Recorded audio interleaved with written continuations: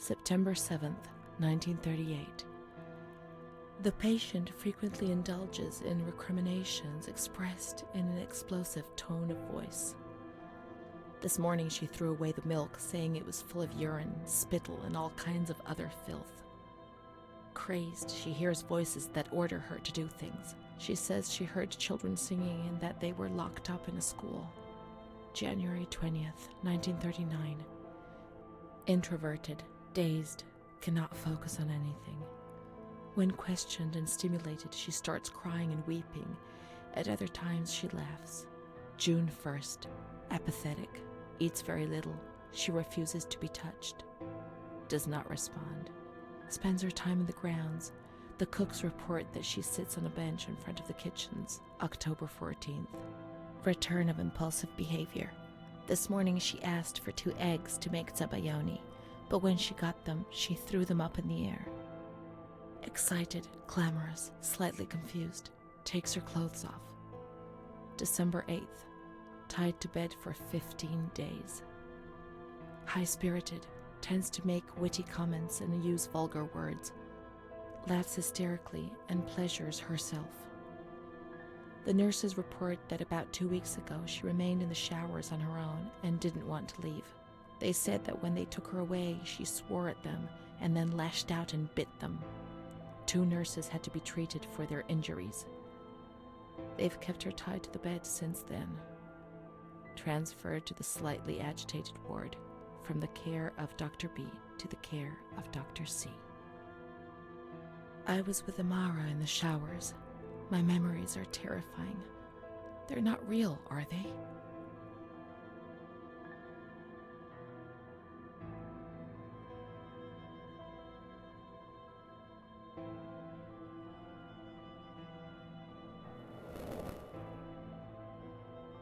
December 15th.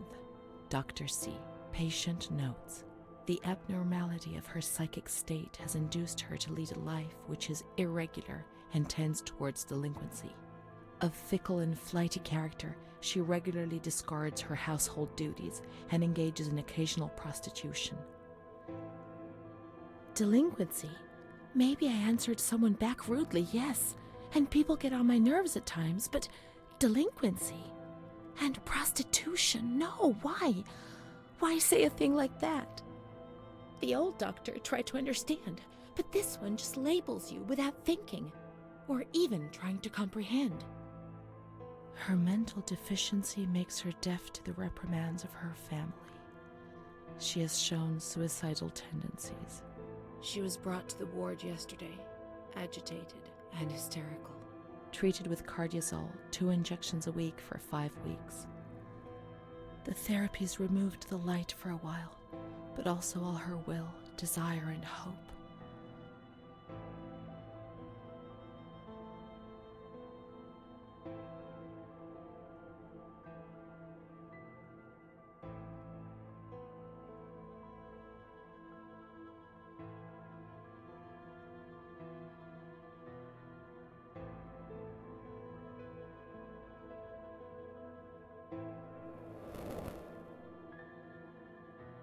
It was torture, but we had no choice. Nobody explained anything. No one tried to help us understand. We were like farm animals.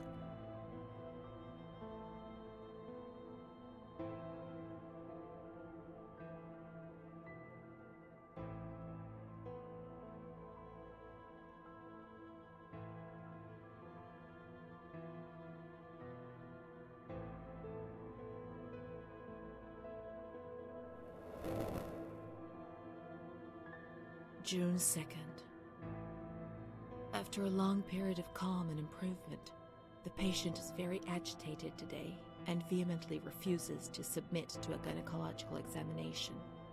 She swears and curses those helping her, flailing her arms and hitting them. According to reports by Dr. B, the patient has been subjected to periodic checkups since she had a spontaneous abortion about 2 years ago in her 3rd month of pregnancy. Conception occurred after she had sexual intercourse with a stranger who sneaked into the hospital grounds. Details are contained in the charges filed at police headquarters in Volterra, a copy of which is attached to these clinical notes. ES therapy. A spontaneous abortion. It's not true. I can't believe it. How could I have invented things if I didn't even know what they were doing to me?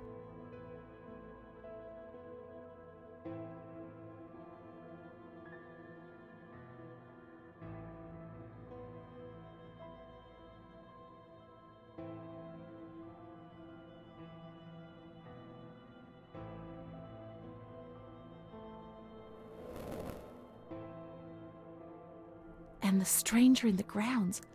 I don't remember. Was that another lie? Or was another memory removed? God, my head.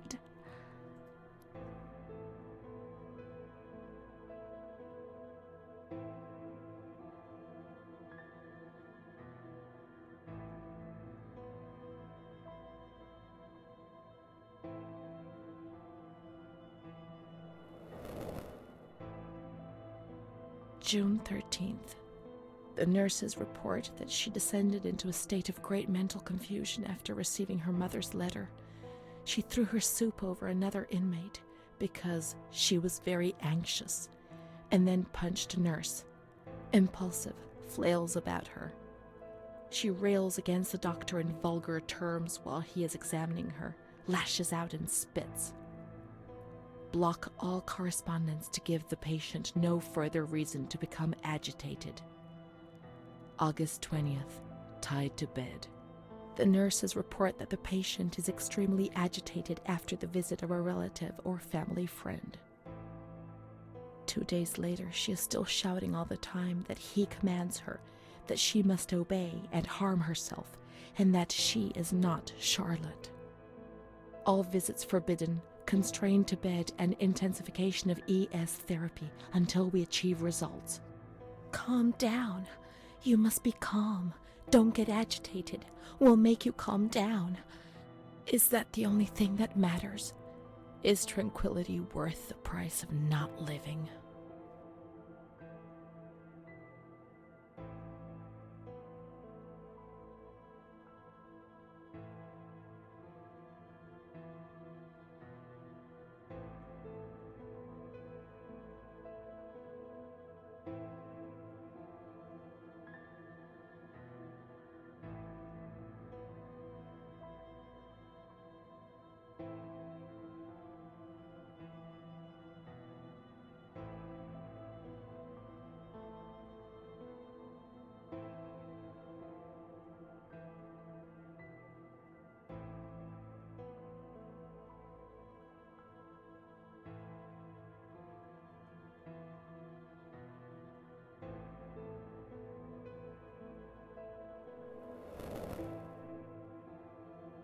March 3rd.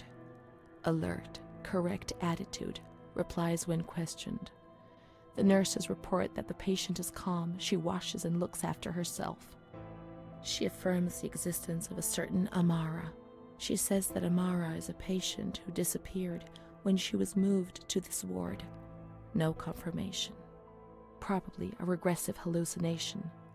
Evaluate transfer. Did I imagine Amara? That's not possible. She was there. I know she was there. I feel it. She must have left some traces of her presence.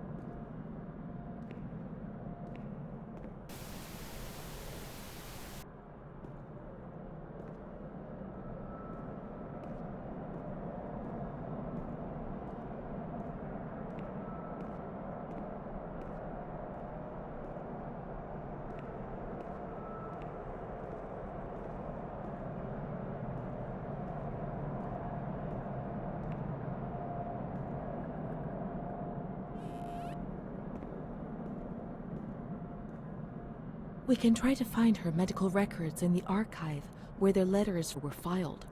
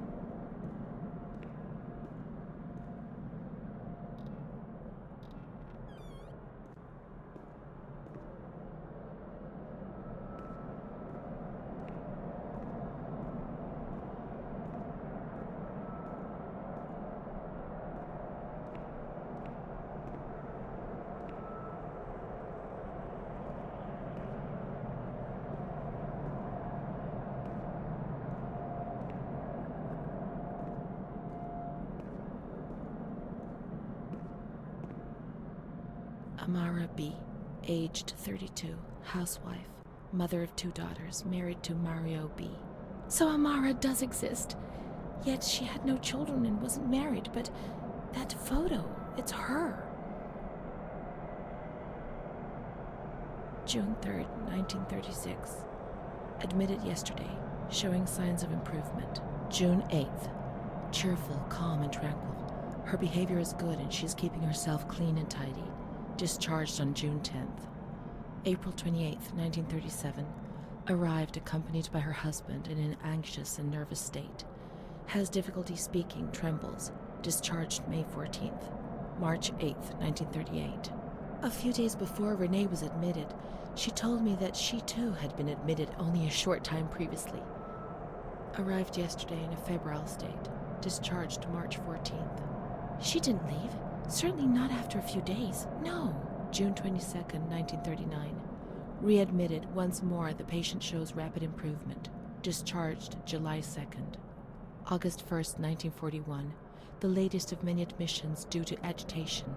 Discharged August 27th. She came and went, stayed only for short periods, but I remember she was always with me. What's going on?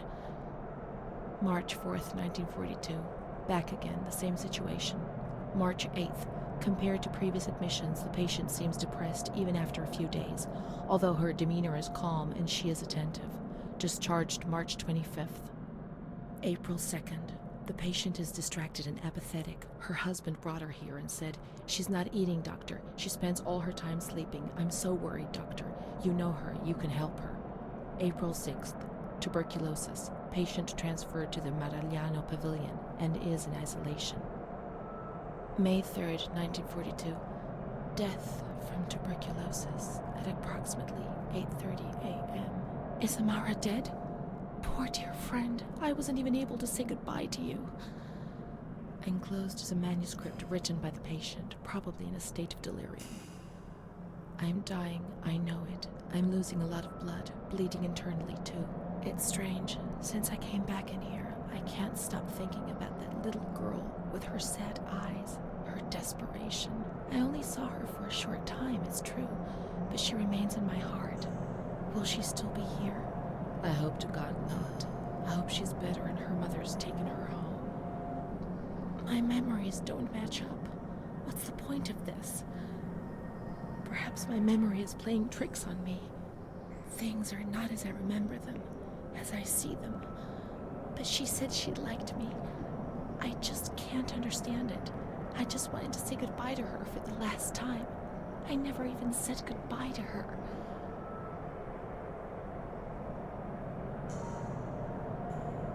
How could a soul survive in this hell? I so want to feel things again. Pain, passion. Feel the damp tears rolling down my face.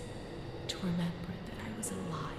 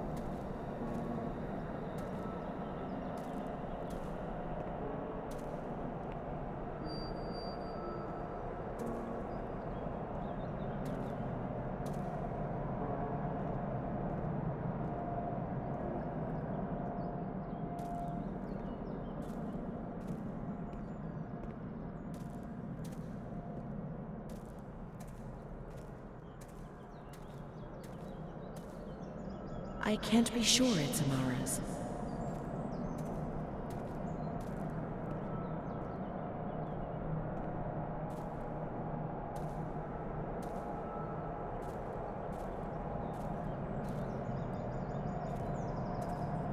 These crosses are nameless. How will we ever know who is buried here?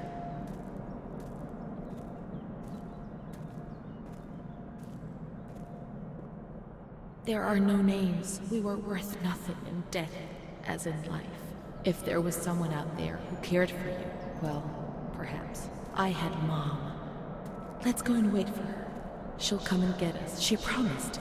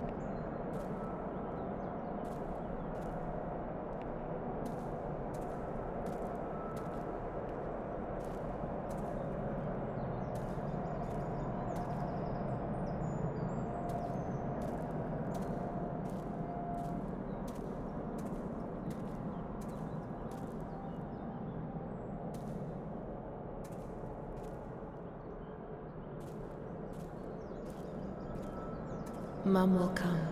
She'll come.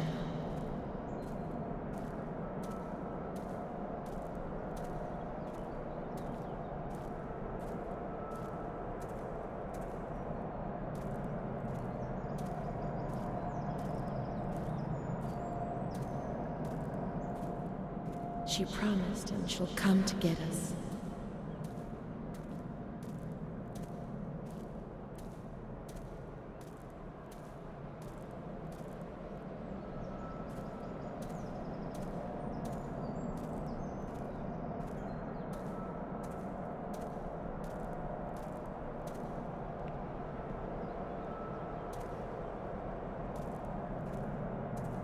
She'll take us home. Now I understand. I won't misbehave anymore. I won't misbehave again, Mom. Please don't leave me here. I won't cause any trouble. I'll be quiet in my corner.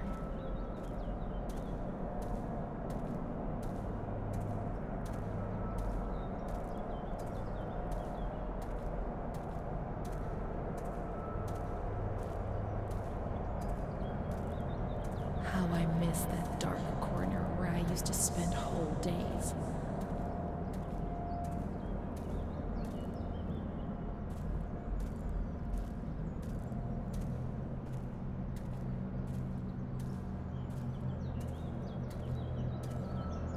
I'll stay there like a good little girl, but take me away from this place.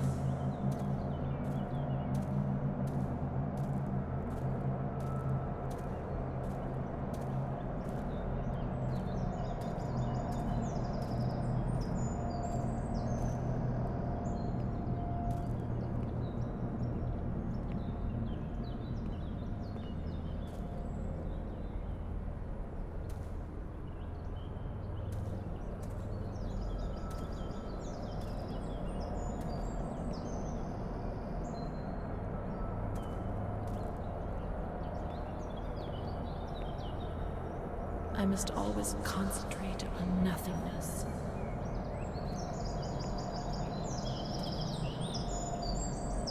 Otherwise, I get confused and I'm afraid I won't be able to find my way back.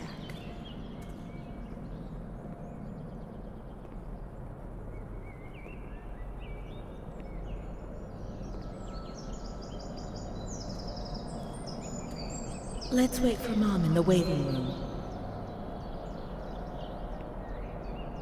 Any thoughts upset me so violently, and I can't handle them.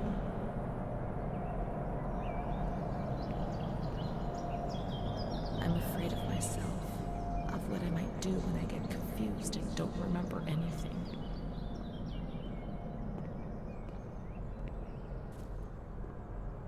There are some wounds I'm not aware of. And that's the pain that causes me the most anguish.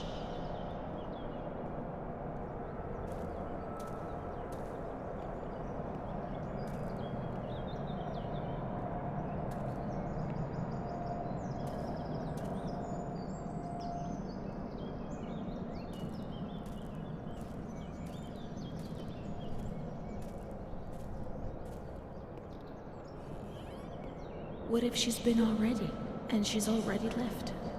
Let's check in reception.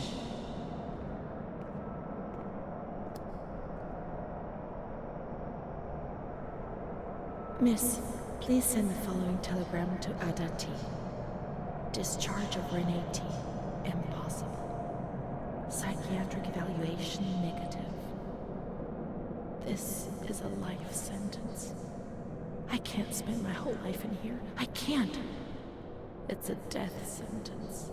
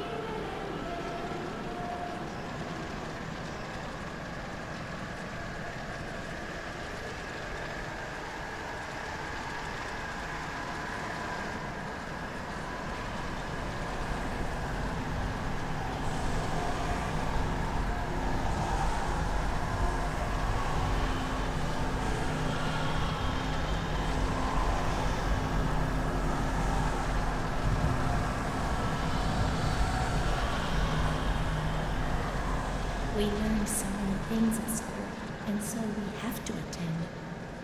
How would we get on if we didn't?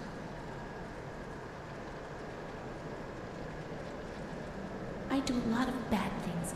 I don't tell anyone, but Mom knows just the same.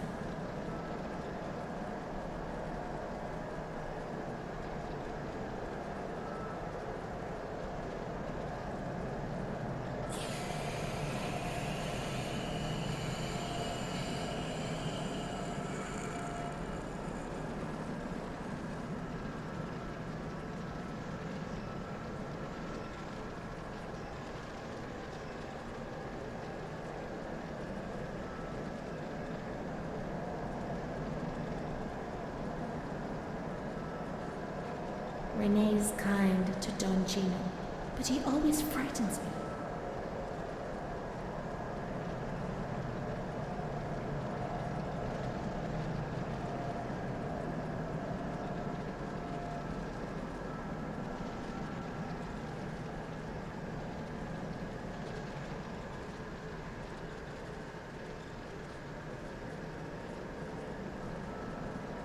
Cat goes into my mouth and eats me from inside. At least you can't see what's happening.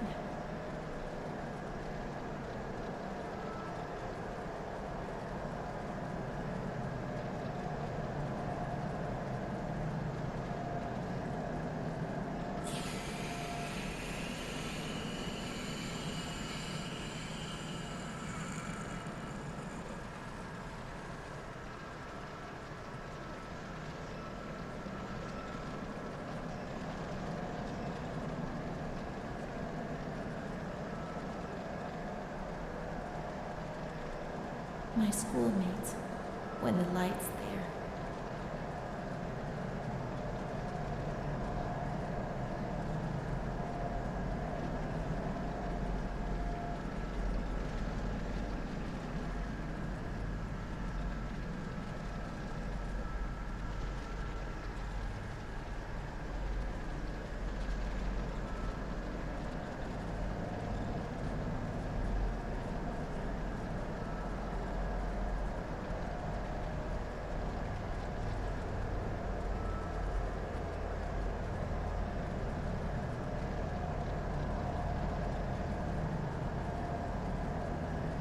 A blackbird's eating my head.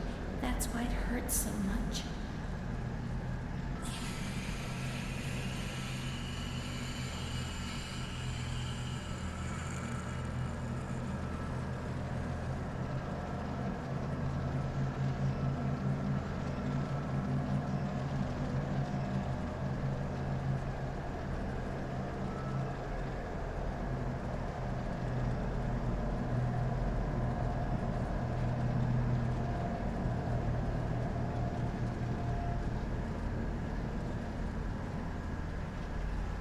My baby Charlotte is so beautiful, and she's so good.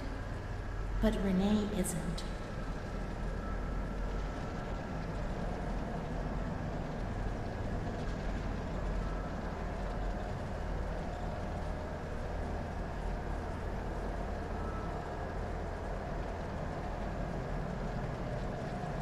There are a lot of them. They want to hurt me. They fly. Even Charlotte can't help me.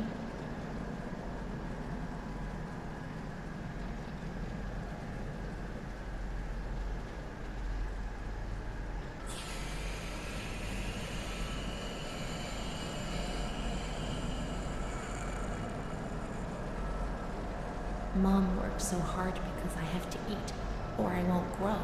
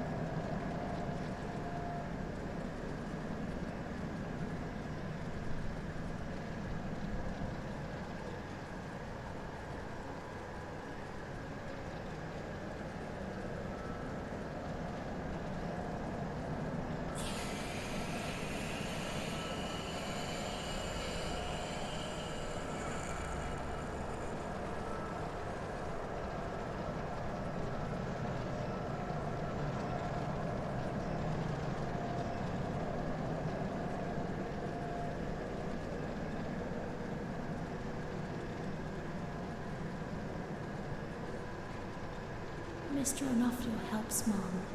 How would we manage if he didn't?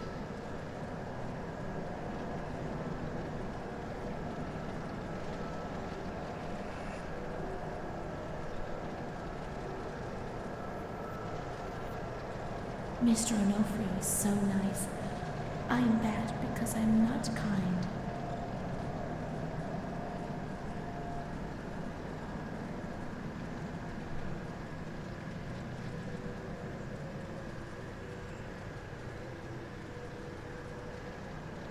Mom always has to work because it's so cold in winter.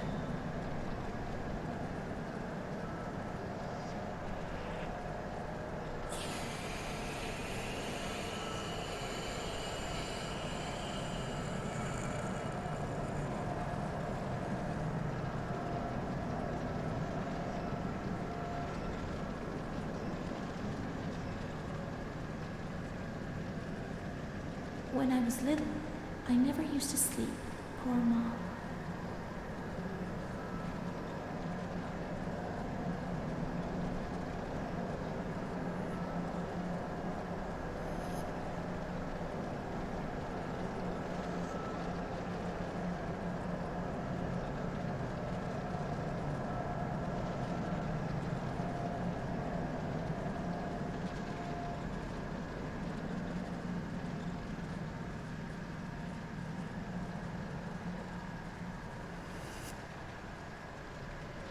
When I was small, I never used to eat. Poor Mother.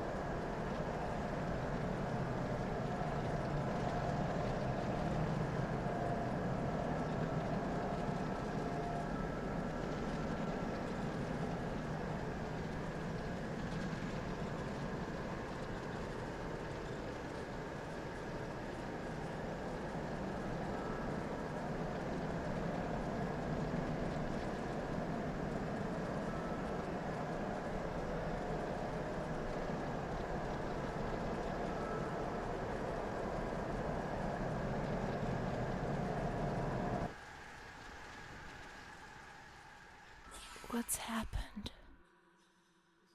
What is this place? Maybe I'm dead. I can't see any light. Maybe I am dead. I can't get up. What's going on?